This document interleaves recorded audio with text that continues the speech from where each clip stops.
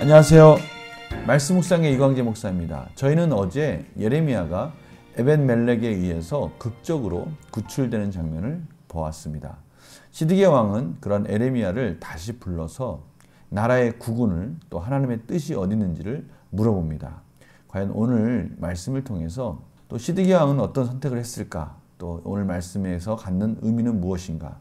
우리에게 또 하나님 오늘 말씀을 통해서 무슨 말씀을 주기 원하시는지 우리 또 기대하는 마음으로 같이 나누도록 하겠습니다. 제가 기도하고 시작하겠습니다. 하나님 감사합니다. 저희들이 하나님 앞에 있습니다. 참으로 두렵고 떨림으로 하나님을 경외하는 마음으로 하나님 말씀을 듣습니다. 성령님 조명하여 주시옵시고 오늘 말씀을 통해서 하나님의 믿음으로 굳건히 세워져가는 복된 하루가 되게 하여 주시옵소서. 감사드리며 예수님의 이름으로 기도드립니다. 아멘. 제가 예레미야 38장 14절에서 28절 말씀을 먼저 봉독해 드리도록 하겠습니다. 시드기야 왕이 사람을 보내어 선지자 예레미야를 여호와의 성전 셋째 문으로 데려오게 하고 왕이 예레미야에게 이르되 내가 내게 한 가지 일을 물으리니 한마디도 내게 숨기지 말라. 예레미야가 시드기야에게 이르되 내가 이 일을 왕에게 아시게 하여도 왕이 결코 나를 죽이지 아니하시리이까. 가령 내가 왕을 권한다 할지라도 왕이 듣지 아니하시리이다. 시드기야 왕이 비밀리 예레미야에게 맹세하여 이르되 우리에게 이 영혼을 지으신 여호와께서 살아계심을 두고 맹세하노니 내가 너를 죽이지도 아니하겠으며 내 생명을 찾는 그 사람들의 손에 넘기지도 아니하리라 하는지라. 예레미야가 시드기야에게 이르되 만군의 하나님이신 이스라엘의 하나님 여호와께서 이와 같이 말씀하시되 내가 만일 바벨론의 왕의 고관들에게 항복하면 내 생명이 살겠고 이 성이 불사름을 당하지 아니하겠고 너와 내 가족이 살려니와 내가 만일 나가서 바벨론의 왕의 고관들에게 항복하지 아니하면 이 성이 갈대아인의 손에 넘어가리니 그들이 이 성을 불사를 것이며 너는 그들의 손을 벗어나지 못하리라 하셨나이다. 시드기야 왕이 예레미야에게 이르되 나는 갈대아인에게 항복한 유다인을 두려워하노라. 염려하건대 갈대아인이 나를 그들의 손에 넘기면 그들이 나를 조롱할까 하노라 하는지라. 예레미야가 이르되 그 무리가 왕을 그들에게 넘기지 아니하리이다 원하옵나니 내가 왕에게 아뢰는 바 여호와의 목소리에 순종하소서. 그리하면 왕이 복을 받아 생명을 보존하시리이다. 그러나 만일 항복하기를 거절하시면 여호와께서 내게 보이신 말씀대로 되리이다. 보라 곧 유다 왕궁에 남아있는 모든 여자가 바벨론 왕의 고관들에게 끌려갈 것이요 그 여자들은 내게 말하기를 내 친구들이 너를 꿰어 이기고 내 발이 진흙에 빠짐을 보고 물러갔도다 하리라. 내 아내들과 자녀는 갈대아인에게로 끌려가겠고 너는 그들의 손에서 벗어나지 못하고 바벨론 왕의 손에 잡히리라. 또 내가 이 성읍으로 불사름을 당하게 하리라 하셨나이다. 시드기야가 예레미야에게 이르되 너는 이 말을 어느 사람에게도 알리지 말라.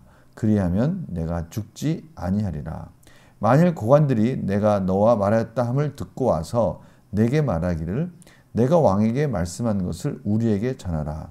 우리에게 숨기지 말라. 그리하면 우리가 너를 죽이지 아니하리라. 또 왕이 내게 말씀한 것을 전하라 하거든. 그들에게 대답하되 내가 왕 앞에 간구하기를 나는 요나단의 집으로 되돌려 보내지 마소서. 그리하여 거기서 죽지 않게 하옵소서 하였다 하라 하니라. 모든 고관이 예레미야에게 와서 물으매 그가 왕이 명령한 모든 말대로 대답하였으므로 일이 탄로나지 아니하였고 그들은 그와 더불어 말하기를 그쳤더라. 예레미야가 예루살렘이 함락되는 날까지 감옥들에 머물렀더라. 아멘. 오늘 본문에서 처음 시작은 시드기야 왕이 예레미야를 불러서 하나님께서 무엇이라고 말씀하셨는지를 다시 한번 가르쳐달라고 말합니다. 그러자 예레미야는 혹시 당신이 듣기 싫은 말을 들어도 나를 죽이지 않겠다고 약속하면 내가 말하겠다라고 그렇게 예레미야 선지자가 왕에게 아뢰입니다. 그러자 왕이 결코 내가 하나님께 맹세하지만 너를 죽이지 않겠다, 보호해 주겠다라고 그 신변을 약속합니다. 그러자 예레미야는 하나님의 뜻을 전합니다. 바벨론 고관들에게 순순히 항복을 하면 이 성도 온전히 불사름 당하지 않고 모든 자들이 살아서 포로로 끌려가지만 바벨론 고관들에게 반항하고 전쟁을 하면 하나님이 뜻하시는 대로 이 성도 불사름을 당할 것이고 시드기야 왕 당신과 또 모든 이 고관들도 그 바벨론 왕의 손에서 바벨론 고관들의 손에서 벗어나지 못할 것입니다. 라고 그렇게 다시 한번 하나님의 말씀을 전합니다. 그러자 시드기야 왕은 한 가지 또 자기가 두려워하는 것이 있다고 말을 합니다. 그것은 이미 바벨론에 끌려간 포로들, 그 유대인들이 그 유다인 포로들이 이 시드기야 왕이 뒤늦게 항복하고 왔을 때 또 얼마나 자신을 흉보고 수치스럽게 욕할지에 대해서 두렵다라고 그렇게 말하고 있습니다. 그러니까 시드기야 왕이 두려워하는 것은 하나님을 경외하는 그러한 모습 속에서 나타나는 것이 아니라 사람에게 수치를 당할 것에 대해서 두려워하고 있다는 것을 지금 알 수가 있습니다. 참 오늘 말씀은 참 중요한 부분을 말씀하고 있습니다. 하나님의 말씀을 듣는 것이 사실은 시드기야 왕이 명예를 지킬 수 있는 방법입니다. 그런데 시드기야 왕은 자기 스스로 그것을 지키고자 노력하는 거예요. 그러자 하나님이 오히려 그러한 시드기야 왕을 징벌하지 않습니까? 오늘 이 부분 참 중요한 부분입니다. 예레미야가 왕에게 이런 얘기를 했을 때 그 왕이 이것에 대해서 어떻게 처신하느냐에 따라서 또 정치적 역량을 또 자신의 명예를 또 지킬 것인가 못 지킬 것인가 이런 여러 가지 갈등 상황 속에서 시드기야 왕은 아예 이런 얘기를 거론하지 못하도록 예레미야에게 부탁을 하는 것이죠. 문제를 풀어가면서 또 구체적으로 적용해 보겠습니다. 예레미야는 시드기야 왕에게 무엇을 권면합니까? 20절, 21절입니다. 여호와의 목소리에 순종하소서. 그리하면 왕이 복을 받아 생명을 보전하시리이다. 하나님 말씀에 순종하는 것이 하나님의 뜻 가운데 살아야 생명을 보전하고 그의 명예도 지켜질 것이다 라고 그렇게 권고하고 있습니다. 그러나 만일 하나님이 말씀하신 대로 순종하지 않고 항복하지 않으면 하나님의 말씀대로 바벨론에 의해서 예루살렘 성은 불사르고 재앙을 맞이할 것입니다. 라고 경고하고 있습니다. 예레미야의 말에 시드기야 왕은 어떻게 반응합니까? 이 말을 어느 사람에게도 알리지 말라. 그리하면 내가 죽지 아니하리라. 이러한 말을 들었을 때 시드기야 왕은 예레미야에게 아무에게도 이러한 사실들을 말하지 말라고 합니다. 이런 말들을 하는 것은 곧 바벨론에게 동조하는 거고 적군에 대해서 그들의 편에서 말하는 것밖에 되지 않으니까 그런 말들은 하지 말라는 것이죠. 그래야 너도 살고 나도 산다. 다시 말하면 시드기야 왕도 이런 말을 들었을 때 어떻게 처신하느냐가 그의 또 정치적인 여러 가지 생명과 관련이 있기 때문에 차라리 이것을 듣지 않은 것으로 그냥 무마시키려고 시도하고 있다는 것을 저희들이 알 수가 있습니다. 영과 묵상실 볼까요? 시드기야 왕은 왜 예레미야에게 자신과 나눈 대화를 비밀로 하라고 말합니까? 이 고관들의 눈치를 보고 있다는 거예요. 이 고관들이 뭐라고 말하는지 또 고관들이 이러한 상황 속에서 자신이 바벨론에 대해서 대항하지도 않고 또한 이런 말을 들었을 때 예레미야에 대해서 어떻게 처신하느냐 이 모든 것들은 다 자신이 왕으로서의 그런 명예를 지키는데 왕으로서의 정치적 입지를 지키는 데 있어서 중요한 부분이기 때문에 차라리 이런 말들을 고관들에게 하지 말라라고 그렇게 경고하고 있는 것이죠. 차라리 나에게 한 말은 오직 자기를 살려달라는 말밖에 안 했다라고 그렇게 말을 하라는 겁니다. 이것은 하나님을 경외함으로 인해서 하나님께 온전히 맡기는 삶이 아니라 어떻게 하든 자기가 한번 뭔가 지켜보려고 하고 어떻게 하든 자기의 자리를 자기의 명예를 스스로 한번 지키려고 하는 유지하려고 하는 그런 욕심 가운데 지금 예레미야에게 이런 말들을 하고 있다는 것을 알 수가 있습니다. 참 그런데 이런 것들이 실질적으로 시드기야 왕을 보호해 줄 수 있습니까? 절대 그렇지가 않습니다. 지금 뭔가 시드기야 왕은 착각하고 있는 겁니다.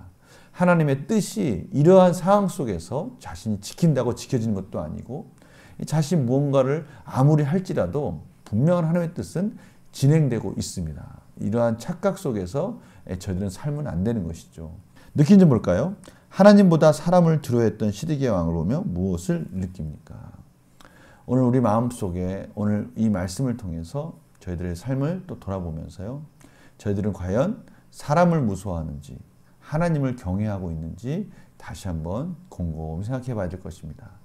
저희들의 욕심과 저희들의 교만은 어디서 나오는 겁니까? 내가 무엇인가 할 수 있다라는 생각 때문에 거기서 나오는 거 아니겠습니까? 내가 지킬 수 있다. 내가 지금 가지고 있는 거 계속 유지할 수 있다. 이러한 그런 착각 속에서 우리는 하나님을 경외하는 생각이 아닌 내 자신을 의지하는 생각을 자꾸 품게 되고요.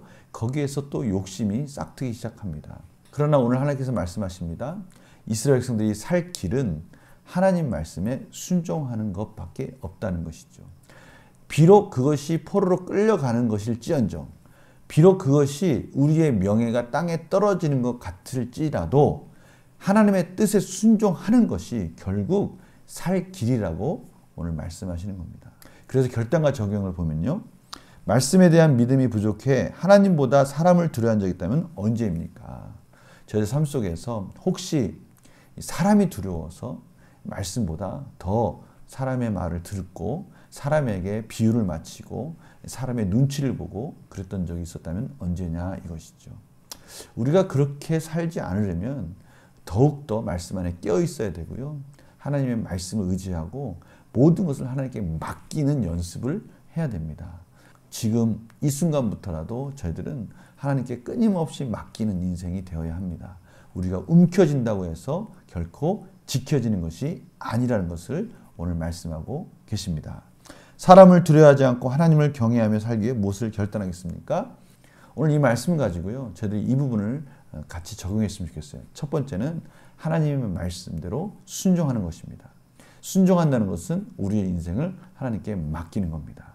그리고 순간순간 그랬을 때 우리에게 주시는 하나님의 응답과 열매를 우리의 삶의 경험으로 확신으로 가지는 겁니다. 이러한 삶 속에서 우리는 더욱더 하나님께 가까이 갈 수가 있고요. 우리 인생이 가장 복된 인생은 하나님께 맡기는 인생이라는 것을 저희들이 다시 한번 깨닫게 될 것입니다. 제가 기도하고 마치겠습니다. 하나님 감사합니다. 오늘 시드기야 왕처럼 사람의 눈치를 보고 자신이 무언가 지킬 수 있다는 착각을 하는 그런 우둔함에서 벗어나게 하여 주시고 우리의 모든 인생을 하나님께 맡기고 나의 모든 삶 속에서 순간순간 하나님의 은혜가 없으면 살 수 없다는 것을 다시 한번 깨닫고 하나님께 맡기는 인생이 자유함과 복받는 인생이라는 것을 깨닫게 하여 주시옵소서. 감사드리며 예수님의 이름으로 기도드립니다. 아멘. 오늘 어떠한 일들을 계획하고 계십니까? 하나님께 맡기고요. 하나님께서 인도하신 것을 경험하고 그 열매를 풍성히 우리의 삶의 경험으로 확신으로 가지는 복된 하루가 되기를 간절히 축원합니다. 내일 또 뵙겠습니다. 안녕히 계세요.